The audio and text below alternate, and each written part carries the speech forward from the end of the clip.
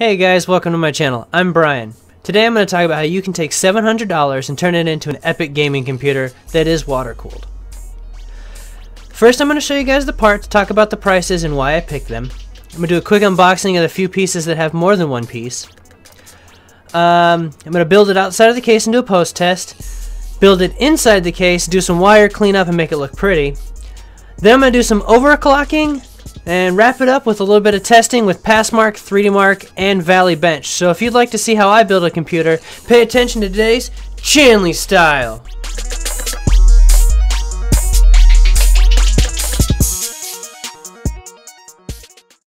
Hey guys, before I start part 3, I just want to let you know I actually changed a few things and I decided I'm going to add something else. Besides telling you guys what results I got and the overall overclock, I'm also going to do like an overview and like a walk around because I ended up adding a few parts and changing a few things since the last two videos. So without further ado, here's the overview. Starting with the outside, you can see I added air filters, which I actually did this with my own money. It's my first build to be on YouTube, so I decided to spend a little bit of my own money because honestly I'm a huge advocate of fan filters, and these cost like $3. Easy to take apart, as you can see, easy to clean, and it'll keep the inside of your computer clean as well. And you got the nice little window to look in there so you can see your blue LEDs and make sure the cooler's not leaking or whatever else. View it around, you can see the RAM. And also got the A-Series sticker and the Asus sticker. I was honestly surprised that Gigabyte didn't come with a sticker for the graphics card. But moving on to the back, I also have a filter here. I did that so that this would be an intake. I know what you're saying. I know what you're thinking. You got the power supply right here, basically dumping heat out, rising, getting sucked in. But honestly, the way this computer is set up and the way it's so efficient, this doesn't get hot. Plus, there's enough open air in the back that it doesn't really matter. This computer stays pretty much ice cold. I think it barely breaks 43 degrees Celsius. Also added a wireless card. I actually picked this up for free as long as you like scan Craigslist and things like that or whatnot. People are always throwing stuff out. I actually picked this up from a friend. No cost. The thing, it's kind of on your lower end, but I have 50 megabit per second internet and it handles it just fine. So you have the option to plug it in, but let's say you wanted to take it to a LAN party. Boom, you got that right there. Easy day. Obviously you got your basic 3, your mic, your stereo, your line in, 4 USB 2.0, VGA, DVI, not really going to use those, and the client's probably not really going to use those, but they're there just in case. I like them for troubleshooting. It makes it more simple. Moving around to the front. Oh, one thing I almost forgot. I had a bunch of extra thumb screws lying around, so I figured I'd add that in for easier access. Just for me, but I might change it when I send it to the client because I really don't want them going in and out all that easily. And I also left the little plastic protectors on the graphics card just to keep dust and things out of it. We roll around to the front. Got your Thermaltake screen here. Hard drive light. Power on, reset. I also added this fan controller right here. It's just a little dial, but the motherboard only had 2 fan headers, and I wanted there to be at least 4 fan controls. So I put that in there. I had it sitting around. I think it cost me maybe $10, but like I said, this is my first build online. I really wanted to like promote what I can do cheaply, or obviously I can expand that into more expensive gaming systems as well, but I figured I'd throw that in there. One thing you probably noticed too, no absolutely zero optical drive. It's a dying technology, just plain and simple. A lot of people have been asking me, why didn't you put it in there? You can save between 20 and 60 bucks depending on if you put a DVD player or a Blu-ray player, and it just doesn't need it, flat out. If you have an external CD player or an external CD-ROM drive, or if you have like a USB drive, you can load your OS through that. Like, plug it in, boot through USB, and you're done. It's simple. Nothing really to see on that side, so I'm gonna go ahead and just open it up.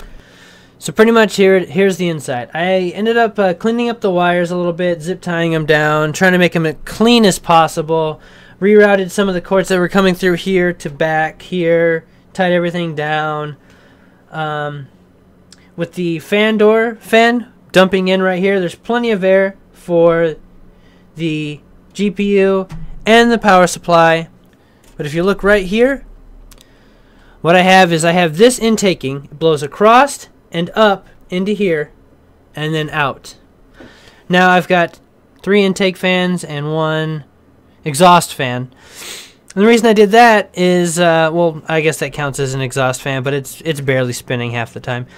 The reason I did that is because I wanted higher static pressure inside the case, so that way dust really couldn't get in. So honestly, there's enough pressure in here that air's coming out the top, air's coming out the back through here, it's getting pushed out the bottom, and just, it's not a really good place for dust to live. I've been running this thing for about 2 or 3 weeks now, and there's nothing in here. No dirt, no dust. It's really clean, solid computer, especially for as cheaply as I made it for.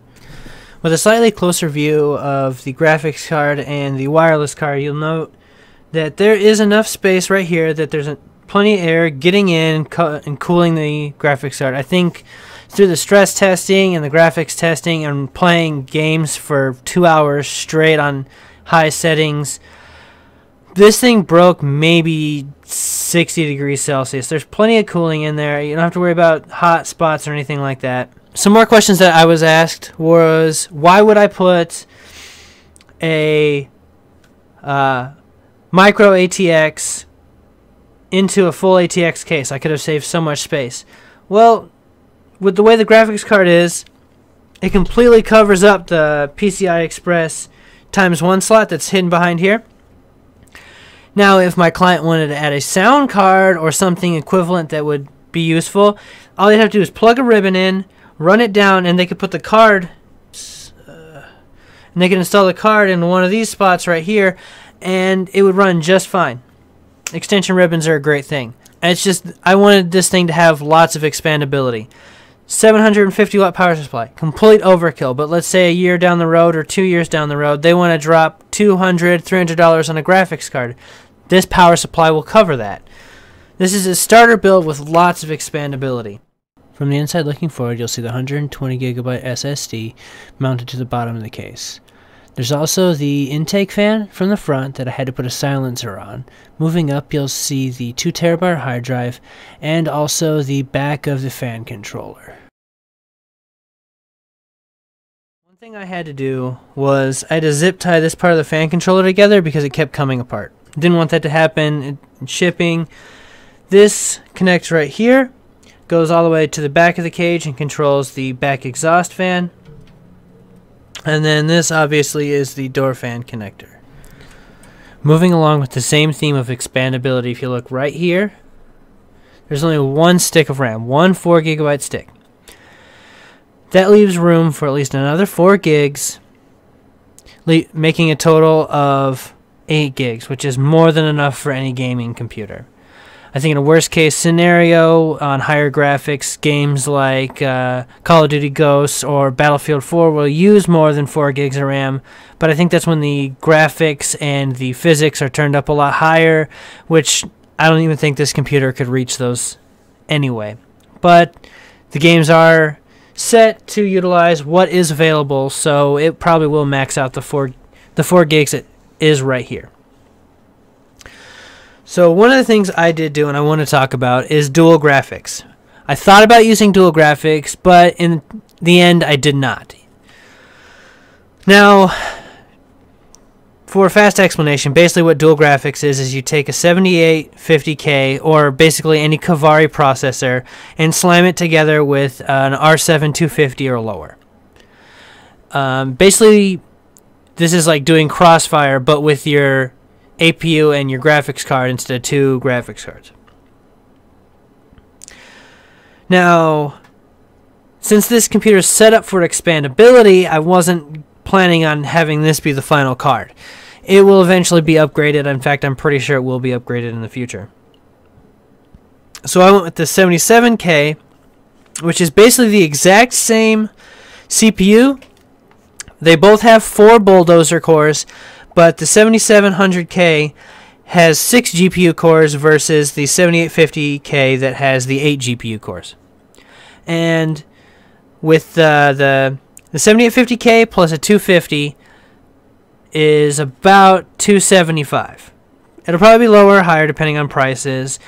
But my setup, the 77K and the R7 2600, I'm sorry, the R7 260 overclocked, it was $276. So basically I paid $1 more to outperform a quote-unquote better computer or better processor. If you click right around in this general area right now, it'll send you a link over to the Colbert Tech Report where he actually did some benchmarking and some testing of the 7850K and 250 in dual graphics. So that'll give you a good comparison. If you are not planning on using dual graphics, or you're not planning on using even a Radeon graphics card, then do not waste your money on the 7850K. If you're going to use like a NVIDIA card and something like that, save yourself the cash and just go with the 7700K or a completely different processor altogether. It just depends on your budget, what you can afford. It's a very affordable processor, but go with what will work better for you and your setup. Alright guys, now that I showed you the inside, I'm going to show you what this thing can actually do. Just so you know, there's no funny business during the boot test. Power supply is now on. Now with Windows 8 and the fast boot, let's see what this thing can do.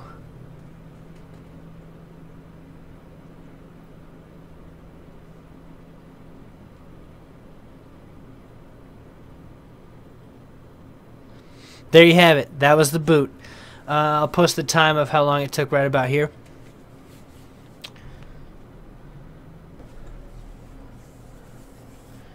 And there it is. It's already booted, ready to go.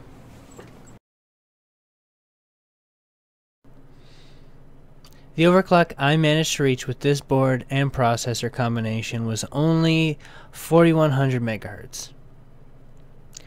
Which isn't bad, but a lot of people can reach at least 4.3 on a regular board. But clearly, like I said earlier, this is not an enthusiast board. This is just your standard run-of-the-mill micro ATX motherboard.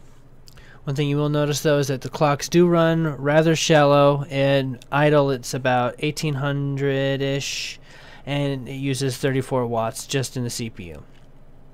V-cores are completely ramped down, and the motherboard's at about 32 degrees Celsius while the CPU is at about 31 degrees. Gaming, that doesn't really change much. The motherboard will stay right around 35 degrees Celsius max, and the CPU barely breaks 43 degrees Celsius. This is an incredibly cool and well ventilated computer.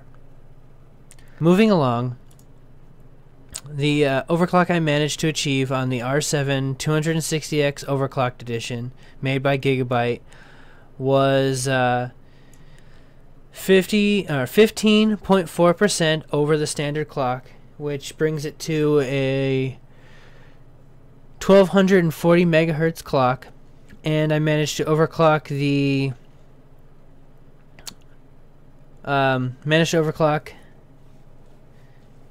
memory by 1700 megahertz, which brings it to a solid 7000 megahertz on the memory. Alright guys, thanks for tuning in to part 3. Now before I do my sign out, I just wanted to give you a quick taste of how loud this computer actually is. It's been on for probably about 30-40 minutes now, and this is about as loud as it's going to be without, you know, heavy gaming. Move the mic over.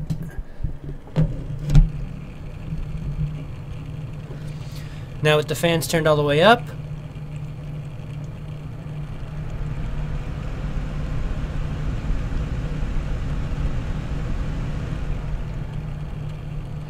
you can hear the slight gurgling and things like that. That's just the Zolman cooler. Once it heats up, the gurgling kind of goes away. But for initial startup, like when you first turn the computer on, it's gonna bubble and boil until the until the lines are bled and the bubbles are all in one spot. About the only gripe I have to say about an all-in-one cooler. Alright, so if you liked part 3, remember, give me a thumbs up, subscribe, you know, do all that good stuff. Facebook, Twitter, Twitch. I really need you guys' support and helping me get further in the YouTube world. So the next video for this will be the overclocking and basically the bench test results. It's just going to be a full separate video just so it can be its kind of its own standalone thing. So until next time, this was Chanley Style.